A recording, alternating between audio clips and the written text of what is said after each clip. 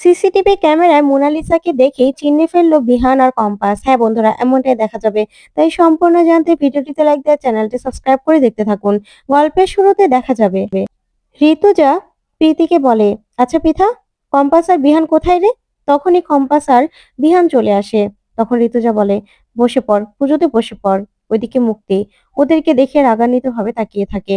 তখনই মোনালিসা চুপি চুপি বারান্দা দিয়ে উপরে উঠে আসে। তারপরে দেখা যাবে কম্পাস আর বিহান একসঙ্গে পুজো করছে, যা দেখে ঋতুজা খুব খুশি। তখন ঠাকুর মশাই বলে, তোমরা একজন আরেকজনের হাতে হাত রাখো। তখন কম্পাস আর বিহান কিছুতেই হাতে হাত রাখছিল না, যা দেখে ঋতুজা, তারপরেই সবাই চমকে যায়। তখন ঋতুজা নিজে উঠে এসে কম্পাস কম্পাসের হাত বিহানের হাতের উপরে রাখে আর বলে, এইভাবে বসতে বলছে না ঠাকুরমশাই? তারপরে ওরা একসঙ্গে বসে ঠাকুরমশাই যা যা বলছে সেই কথাগুলো বলতে থাকে। সেই কথাগুলো শুনেই মোনালিসা প্রচন্ড ভাবে রেগে যায়। ওইদিকে তখনই মুক্তি মোনালিসাকে বলে, এখনই কাজটা করতে। তখন মোনালিসা নিজের ব্যাগ থেকে কেমিক্যাল বের করে আর সব জায়গায় ছড়িয়ে ছিটিয়ে দেয়।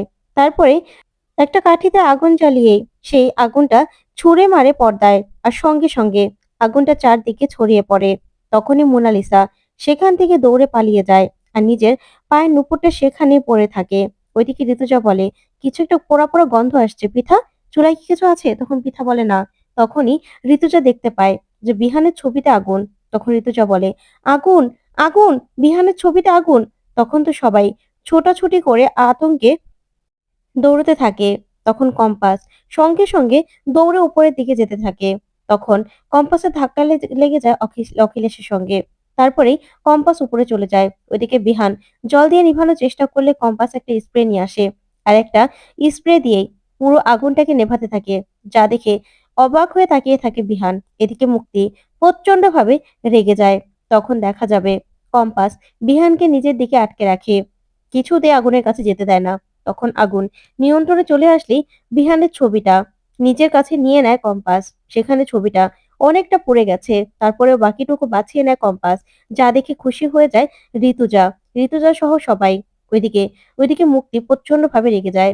তারপরে দেখা যাবে মোনালিসা নিজের ঘরে গিয়ে দরজা লাগিয়ে দেয় আর বলে, ওইদিকে আগুন নিভাতে পারলো নাকি কে জানে। আমি আবার কারো ক্ষতি তো করতে চাইনি, পুরো বাড়ি আবার জ্বলে যায়নি তো। আমি তো এটা চাইনি। আমি শুধু চেয়েছিলাম বিহান আর কম্পাসের যেন পুজোটা নষ্ট হয়ে যায়, ওদের বিয়ের পুজোটা যেন না হয়। তখনই মুক্তি ফোন করে। তখন মুক্তিকে বলে, মুক্তি মাসে আগুনটা নেবানো হয়েছে তো? তখন মুক্তি বলে, হ্যাঁ মোনালিসা, এদিকে আগুন নেবানো হয়ে গেছে। তুমি বাড়িতে পৌঁছে গেছো তো?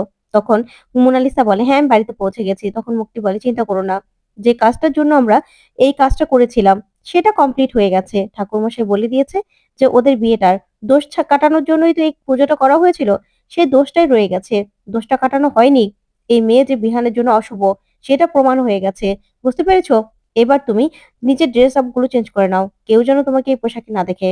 তখন তো মোনালিসা খুব খুশি হয়ে যায়। ওইদিকে মোনালিসার মা আড়াল থেকে মোনালিসাকে দেখে। তখন মুক্তি বলে, মোনালিসা তুমি একদম চিন্তা করো না। তখন মোনালিসা বলে, মুক্তি মাসি, আসলে আমি তো চাইনি যে কারো কোনো ক্ষতি হোক, ও বাড়িতে কারো কোনো ক্ষতি হয়নি তো। আসলে ওই বাড়িটা তো বিহানেরই, তাই না? পুড়ে গেলে তো ক্ষতি হবে। তখন মুক্তি বলে, কারো কিচ্ছু হয়নি, আগুন নিয়ন্ত্রণে চলে এসেছে, তুমি একদম চিন্তা করো না। তুমি একটু সাবধানে থেকো, তোমার মা যেন তোমাকে দেখতে না পায়। তখনই মোনালিসার মা পুরোটা কথা শুনতে পায় আর বলে মনে মনে, কি ব্যাপার, মোনালিসা এরকম পোশাকে ছদ্মবেশে কোথায় গিয়েছিল? আর ও কি বলছে, ও বিহানের ক্ষতি করতে চায় না? তাহলে ও কার ক্ষতি করতে চায়? কার ক্ষতি করার জন্য ও গিয়েছিল এভাবে ছদ্মবেশ ধরে? আমি তো কিছুই বুঝতে পারছি না। কার? ওইদিকে দেখা যাবে কম্পাস প্রচন্ড ভয় পেয়ে যায়, কান্নাকাটি করতে থাকে। তখনই তখনই মেঘমালা এসে বলে, কম্পাস কাঁদছো কেন? আগুনটা নিভে গেছে তো, আর বিহানেরও কিছু হয়নি। তখন কম্পাস বলে, দিদি ভাই কি করে আগুনটা লাগলো বলো তো? তখনই বিহান সেখানে আসে, এসে বলে, বৌদি দেখো তো, ওর আবার কোথাও পুড়েটা যায়নি তো? তখন মেঘমালা বলে, না বিহান, কম্পাসের পুড়ে যায়নি, তবে ছ্যাঁকা লেগেছে, বুঝতে পারছি। তখন বিহান বলে, কি দরকার ছিল বলো তো ওর পাকামো করার? তখন মেঘমালা বলে, থাক ওকে বকা দিও না। তখন বিহান বলে, তোমার কি দরকার ছিল ওখানে এইভাবে গরম ছবিটাকে ধরার? তখন কম্পাস বলে, কি করতাম, ছবিটা পড়ে গেলে যে মা কষ্ট পেত সেটা যে আমি সহ্য করতে পারতাম না। আর আমিও, তখন আমিও বলাতেই বিহান কম্পাসের দিকে তাকিয়ে থাকে আর কম্পাসও বিহানের দিকে তাকিয়ে থাকে। ওইদিকে বিহানের ফোনে বারবার করে মোনালিসা ফোন করতে থাকে। তখন তখন মাহি ফোনটা ধরে আর বলে, মোনালিসা দি, তোমার সঙ্গে আমি পরে কথা বলি। আসলে বাড়িতে এত বড় একটা কাণ্ড ঘটে গেছে না, বাড়িতে না আগুন লেগে গিয়েছিল। জানো তো পুজোর সময় কি করে যে আগুনটা লাগলো কিছুই তো বুঝতে পারছি না। সবাই না আমরা আতঙ্কে আছি। আমি কিচ্ছু বুঝতে পারছি না। আমার তো ভয়ে মনে হচ্ছিল যেন পুরো বাড়ি এখনই পুড়ে ছাই হয়ে যাবে। আমার খুব ভয় করছিল, বিশ্বাস করো। এখন তোমার সঙ্গে না কথা বলতে পারবো না। তখন মোনালিসা বলে, বিহান কোথায় গো? বিহানের সঙ্গে না আমি কথা বলবো। তখন মাহি বলে, ছোটদা ভাই তো এখানেই ফোনটা রেখে উপরে গেছে। কম্পাস কম্পাস কানাকাটি করছে তো, নিশ্চয় কম্পাসের কাছে গেছে। তখনই তখনই মোনালিসা প্রচন্ড ভাবে রেগে যায়। তারপরে মাহি ফোনটা রেখে দিলে মোনালিসা মনে মনে বলে, আমি যে আমি যে এত কিছু করলাম, এই জন্য আবার কম্পাস আর বিহানকে আমি কাছাকাছি নিয়ে আসলাম না তো। কম্পাসের ক্ষতি করতে গিয়ে আমি কম্পাসের ভালো করে ফেললাম না তো। ওইদিকে বিহান কম্পাসকে বলে, আচ্ছা ঠিক আছে, হয়ে গেছে, এবার শান্ত হও। শান্ত হও, আগুন তো নিভে গেছে। তখনই মেঘবালা বলে, আচ্ছা তুমি না এত রেগে যেও না বিহান কম্পাসের উপর। তখনই কম্পাস কিছুতেই শ্বাস নিতে পারছিল না। আর তখন বিহানকে জড়িয়ে ধরে কম্পাস, যা দেখে মেঘবালা খুশি হয়ে যায়। তখন বিহানও বিহানও কম্পাসকে জড়িয়ে ধরে। তারপরে তারপরে দেখা যাবে কম্পাস বিহানকে বলে, আসলে কেউ ইচ্ছে করে এই আগুনটা লাগিয়েছে। সেখানে আমি একটা কেমিক্যাল পেয়েছি, যে কেমিক্যালটা দিয়েছিল আগুনটা যেন তাড়াতাড়ি ছড়িয়ে যায়। তখন বিহান বলে, কি বলছো তুমি? ওইদিকে মাহিকে মুক্তি বলে, মাহি এত কান্নাকাটি তো কিছু হয়নি। আসলে এই বিয়েটা তো শুদ্ধ নয়, সেটা তো ঠাকুরমশাই বলেই দিল। সেজন্যই না আগুনটা লেগেছে। তখনই সিকিউরিটি গার্ড আসে আর এসে বলে, ম্যাডাম আমি সিসিটিভি ক্যামেরায় দেখেছি কেউ কেউ ছদ্মবেশে কাজের মাসিদের মতো সেজে দেয়াল টপকে বাড়িতে ঢুকেছিল। তখন তো সবাই শুনে চমকে যায়। আর ওইদিকে বিহানও উপর থেকে শুনতে পায়। তখন বিহান আর কম্পাস নিচে নেমে আসে। তখন বিহান বলে, কি বলছেন আপনি? কেউ এসেছিল মানে? কে এসেছিল? তখন সিকিউরিটি গার্ড বলে, হ্যাঁ স্যার, আমি সিসিটিভি ক্যামেরায় দেখেছি, কিন্তু মুখটা দেখা যাচ্ছে না। তবে সে দেয়াল টপকে ঢুকেছিল আবার বেরিয়েছিল। তখনই বিহান সিসিটিভি ক্যামেরায় সে ঘুমটা পড়া মহিলাকে দেখতে পায়। তখন কম্পাস বলে, দেখি তো, আমি দেখি। তখন কম্পাস সহ এক এক করে সবাই দেখতে থাকে। তখন কম্পাস তো কিছুই বলে না, চুপ করে থাকে। তখন মেঘবালা বলে, এটা কে এসেছিল? তাহলে কি এই মহিলাটাই আগুন লাগিয়েছিল? তখন মুক্তি বলে, না, মনে হয় চোর টোর হবে। তখন বিহাল বলে, না, এটা চোর নয়, এটা চোর নয়, কেউ পরিকল্পিতভাবে এই আগুনটা লাগিয়েছিল। এখানে পেট্রোল বা কেরোসিন কিছুই ব্যবহার করা হয়নি। একটা কেমিক্যাল ব্যবহার করা হয়েছিল এই আগুনটা লাগাতে, যাতে আগুনটা তাড়াতাড়ি ছড়িয়ে যায়। তখনই কম্পাস বলে, হ্যাঁ, সেটা আমিও জানি। এমন একটা কেমিক্যাল যেটাতে গন্ধ নেই। আমার হাতটা না এখনো জ্বলছে, দেখুন। তখন বিহানকে আর মেঘবালাকে দেখায়। তখনই দেখা যাবে বিহান প্রচন্ডভাবে রেগে যায় আর বলে, কে করতে পারে এই কাজটা? কে করতে পারে? তখন মুক্তি বলে, আরে কে করবে এটা?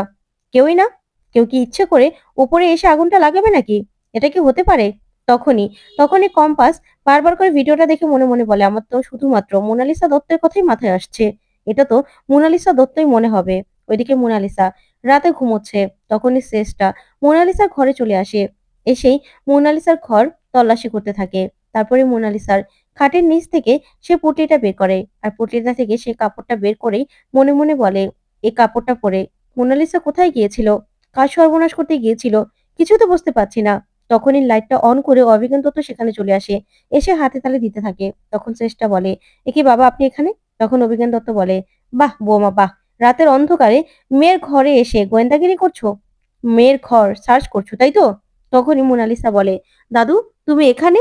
তখনই মোনালিসাকে অভিজ্ঞান দত্ত বলে, হ্যাঁ দেখ না, তোর মা এসে তোর ঘরে সার্চ করছে, গোয়েন্দাগিরি করছে। তখন মোনালিসা ওর মায়ের হাতে সে শাড়িটা দেখে টান দিয়ে নিয়ে যায় আর বলে, মা তুমি এটা বের করেছো কেন? কেন বের করেছো তুমি? তখন অভিজ্ঞান দত্ত বলে, বৌমা তুমি এখানে কি করছো? তখনই শেষটা বলে, তার আগে বাবা আপনার নাতনিকে আপনি জিজ্ঞাসা করুন যে এই শাড়িটা পরে ঘুমটা টেনে ও কোথায় গিয়েছিল, কার সর্বনাশ করতে গিয়েছিল, সেটা ওকে জিজ্ঞাসা করুন। শুনুন বাবা, আপনার নাতনি যদি এরকম কিছু করে আসে না, কোনো ক্রাইমের সঙ্গে জড়িয়ে যায়, যদি বাড়িতে পুলিশ আসে না, আপনি কিন্তু কিছুতেই ওকে বাঁচাতে পারবেন না, আটকাতে পারবেন না আপনি। তখন কিন্তু জবাবদিহিতা আপনাকে করতে হবে। তখন অভিজ্ঞান দত্ত বলে, শোনো বৌমা, তুমি ভুলে যেও না আমি উকিল। এই পরিস্থিতিতে কি করে আমার নাতনিকে বাঁচাতে হবে সেটা আমি বুঝবো। তুমি না এই নিয়ে একদম মাথা ঘামাবে না। তখন মোনালিসা এই কথা শুনে খুশি হয়ে যায়। তখন শেষটা বলে, মাথা তো আমাকে ঘামাতে হবেই বাবা, কারণ মোনালিসা আমার মেয়ে, বুঝতে পেরেছেন? তাই ও কোথায় গিয়েছিল ঘুমটা টেনে, কার কি সর্বনাশ করতে গিয়েছিল সেটা কিন্তু আমি জানি। তারপরেও আমি এখানে কনফার্ম হতে এসেছিলাম। তাই আপনাকে তো সাবধান হতেই হবে। আপনার নাতনিকে আপনি বারবার করে বিগড়ে দিচ্ছেন। তারপরে আপনি সবটা সামলাতে পারবেন তো? তখন মোনালিসাকে বারবার চেপে ধরলে মোনালিসা বলে, "মা তুমি বাড়াবাড়ি করো না তো।" তখন মোনালিসার মা বলে, "আমি তো বাড়াবাড়ি করবোই মোনা। তবে তুই যা করেছিস ঠিক করিসনি।" তো বন্ধুরা কেমন লাগলো আজকের আপডেট কমেন্ট করে জানাও। ধন্যবাদ।